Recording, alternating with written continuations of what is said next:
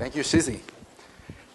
And before I begin, I have to ask two questions. First, do we have any Spartans in the room? Go green! All right, we're off to a good start. I have to mix it up a little bit on my presentation. I'm going last after a long, fantastic day. I'm very happy to see as many people in this room at this time. I wasn't expecting so many of you to stick around. Thank you. And for that, before we move forward, I am the final speaker.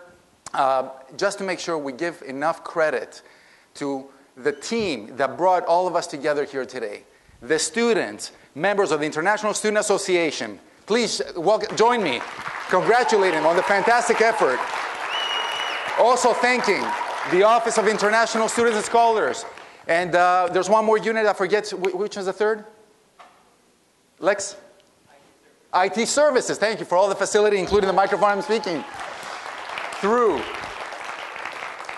So this is we haven't had a chance to test the videos. I know I was going last, as I mentioned, so we'll have a little bit of infused entertainment and to get your attention going. The topic, when Shizzy actually first reached out, Cuba after, if I would be privileged enough to actually join the esteemed speakers before me and the students who have done such a great job in speaking today, I thought to myself, what could I possibly have to share with you? With a theme of global local, what could I possibly have to share with you?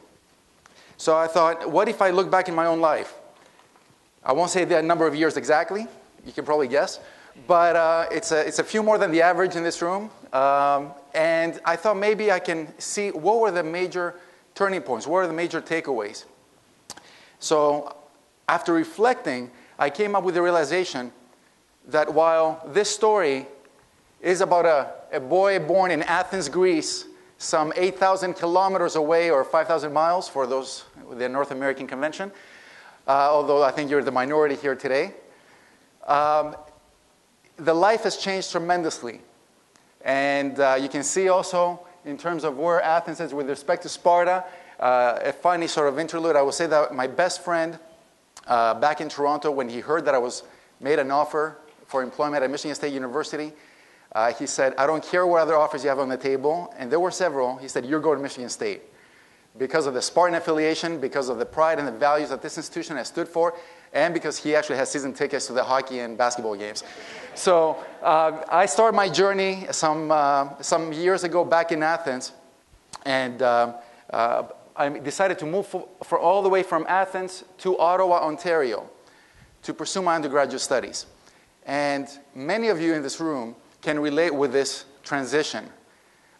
For one, leaving the comfort, the security of your family, your friends, your support network, but also going from a place like this, which was just a few kilometers from my house, to this, with an average temperature drop of 20 degrees. So it was a culture shock when I saw snow on September 30th for the first time in Ottawa, Ontario. But I had to do it. I had to do it because I had dreams.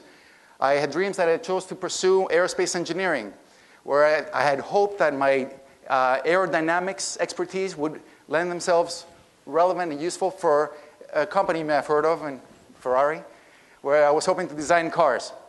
Somewhere along the road, again, more stimuli in terms of exposures, experiences, that changed. I ended up actually falling in love with web development, the World Wide Web. When it came out in '95, I was an undergraduate student in engineering, started programming, setting up pages, especially for business, had my own social networking site after my grad school studies, my MBA. And I realized that there's a lot more to this medium that we understand. So that's what really gave me the impetus to actually go back and study, pursue my doctoral studies in information systems. And with that, I have to share with any students in the room that the journey is not easy. It wasn't easy. I was stuck in the lab programming literally until 8 a.m. from the day before while my friends were out, going out, partying, drinking, having fun. It was worth it. Aristotle captured it best. It's bitter. The root of education is bitter, but the fruit is sweet. And for those of you that are like Shizzy, who's about to graduate, you will start tasting the sweetness of the fruit of all your hard labor so far, and especially the sacrifice you have made to be here, thousands of miles away from your own homes. So in green, I'm in Michigan State now, I'm in East Lansing, and already in terms of benchmarking against the average American traveler, I'm doing great because I've lived now in 3 countries. I've traveled and I've actually spent time in 4 different cities. The average American, actually, let me start with some other statistics. 2 out of 3 Americans don't even have a passport. 1 in 10 Americans pursues travel overseas. So already from a globalization standpoint, I'm exposed to so much more that I would have perhaps envisioned all the way when I started myself as a young boy in Athens. So I'm doing great. I'm happy. But something happened when I joined MSU. Something tremendous happened.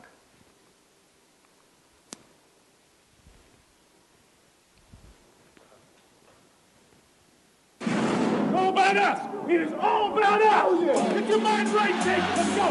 Here we are. Standing 300 strong, ready for the battleground. Spartans, man up. I'm a Spartan. Jimmy, I'm a Spartan. Jimmy, I'm a Spartan.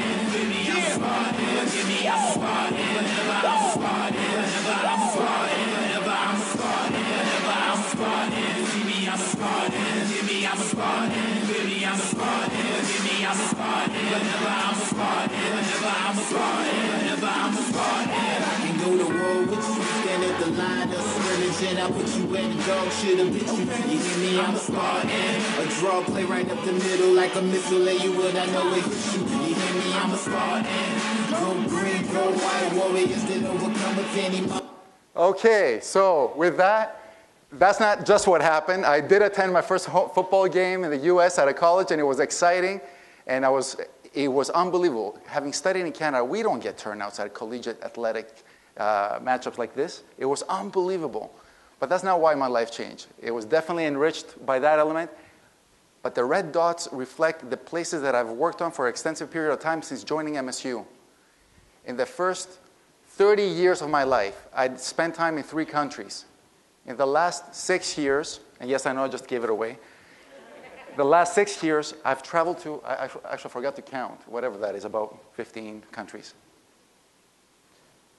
And yes, it's hard work, and yes, I'm motivated and ambitious, but it's also because of this fine institution on a global level that is Michigan State University that I've been given these opportunities.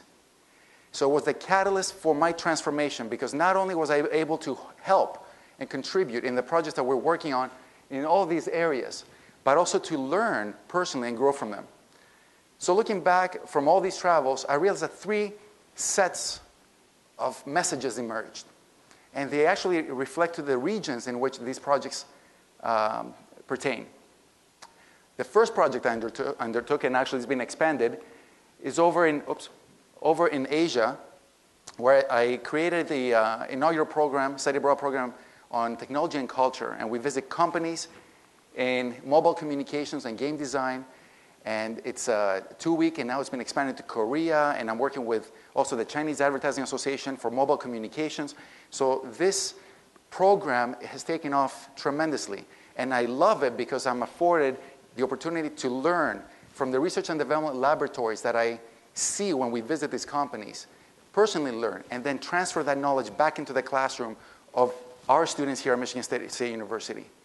Access to information that we wouldn't have otherwise as a result of this global mobility, as a result of this global network. And that was just the first opportunity. Then I also realized that my students were loving, literally loving the experience. They're just enjoying, something that stays with them. And it's not just because of the food and the karaoke and so on that, yes, that was a part of the program too, but also because of the information they gained and the realization that this culture, this group of people, this rich history and heritage has so much to offer us. And let me share 2 stories here, 2 brief stories. One time, I took my students to Akihabara, which is the electronic district.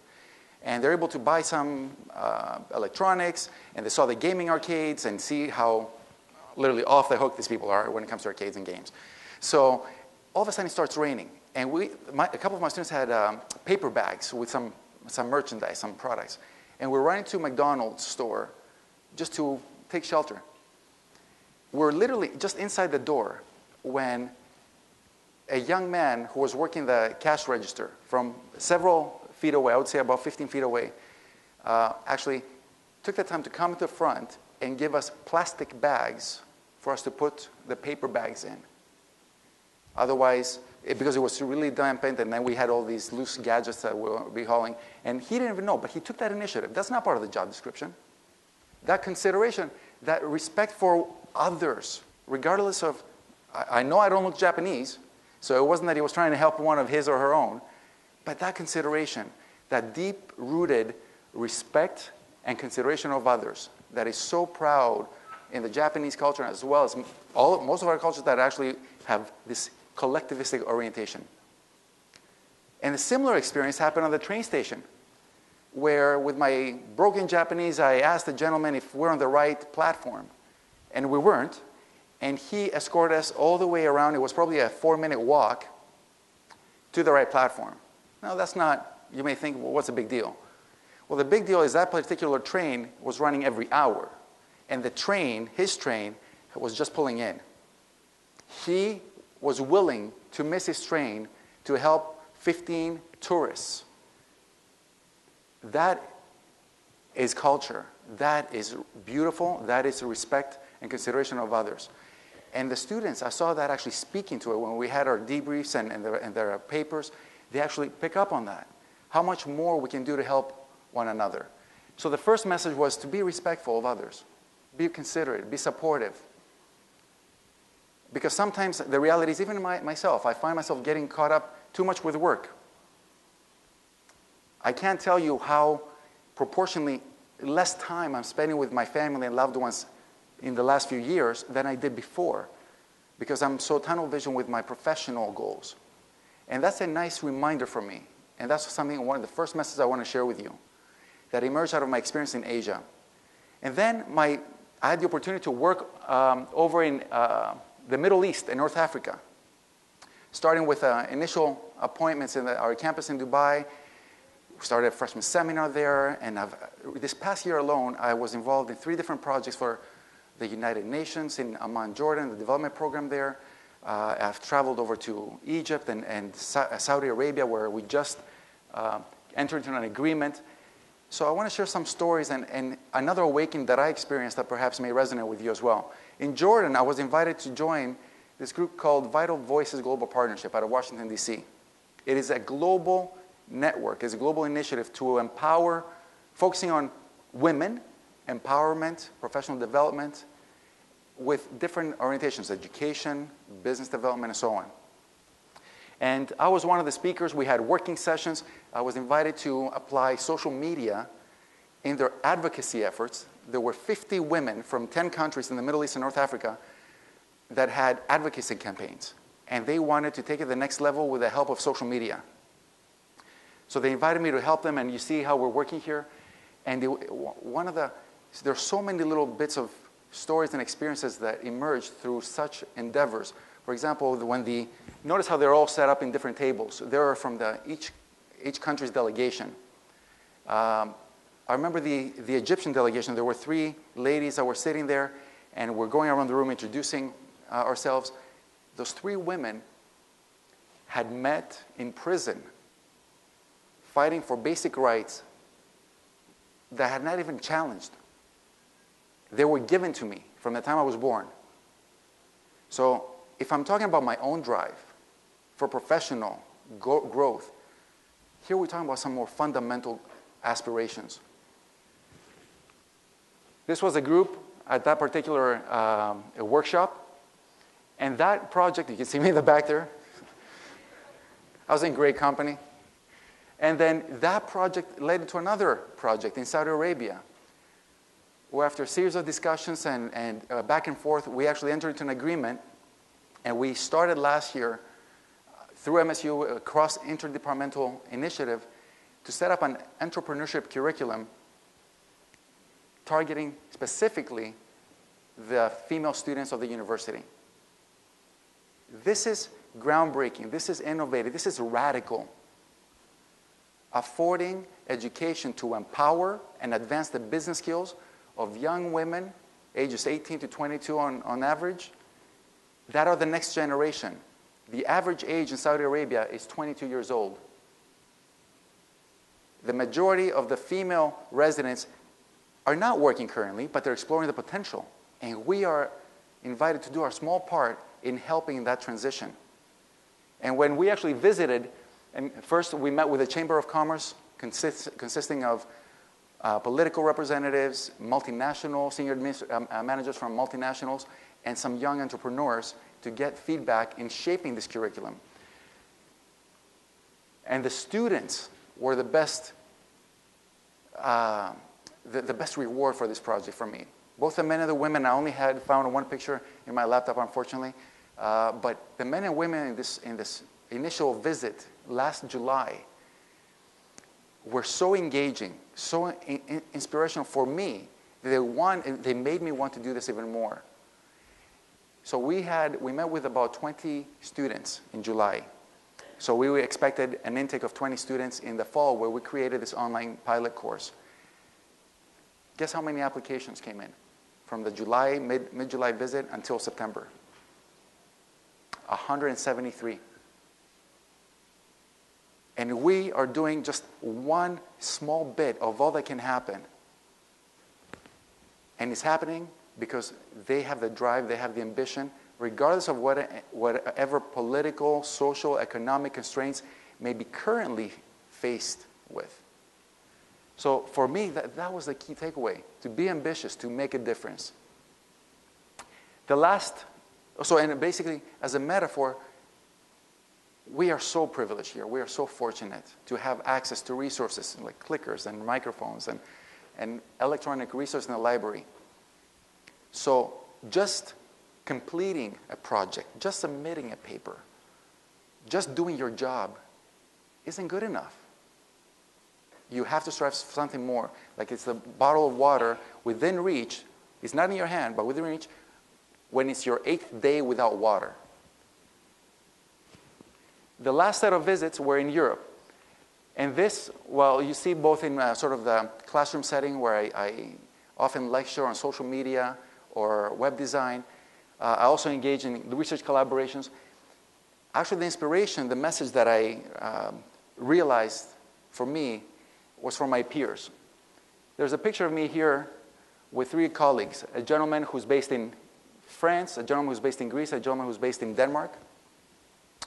And every time they see me, they ask me, how can you live in East Lansing, Michigan? Seriously, every time. And I said, what do you mean? Why? What's wrong with East Lansing, Michigan? Well, the weather, but also the work hours, you have no time. So there are 2 things that I actually took away.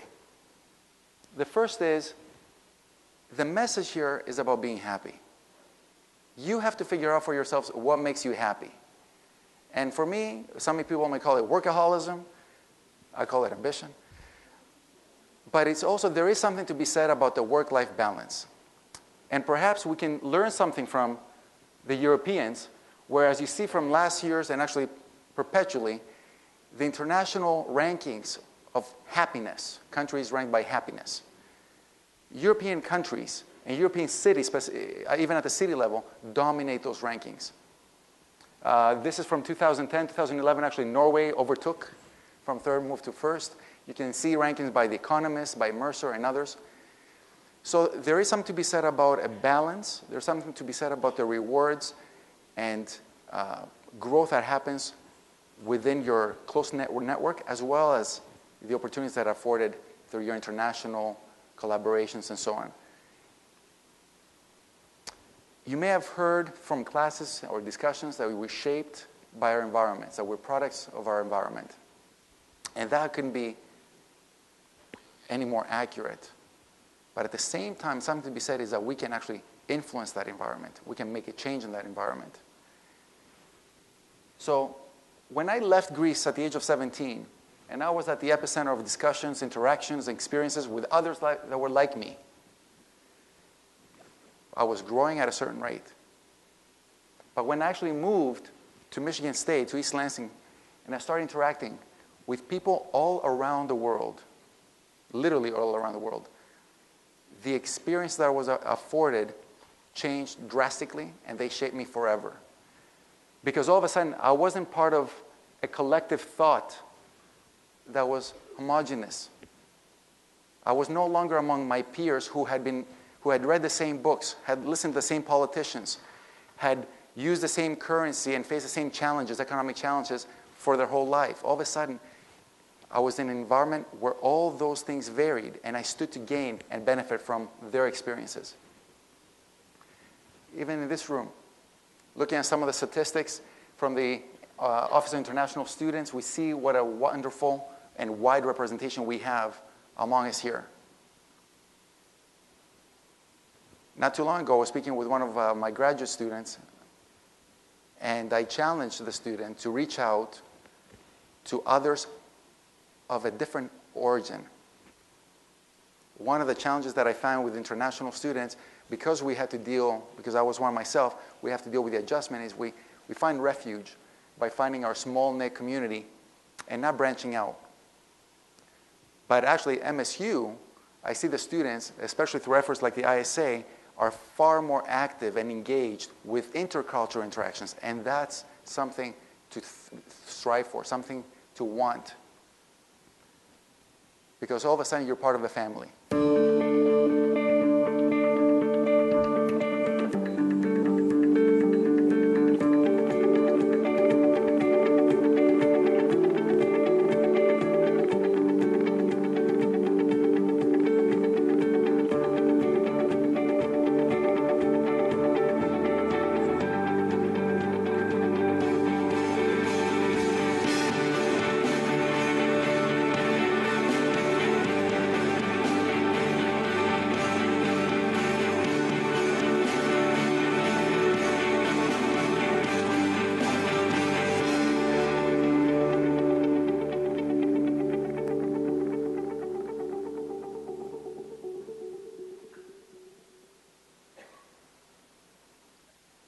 A beautiful message that was crafted just over a year and a half ago, and it also speaks to what we are. We are a huge international global family where our values now are being shaped and shaping others, where our skills and expertise are helping others, and those other sets are helping us.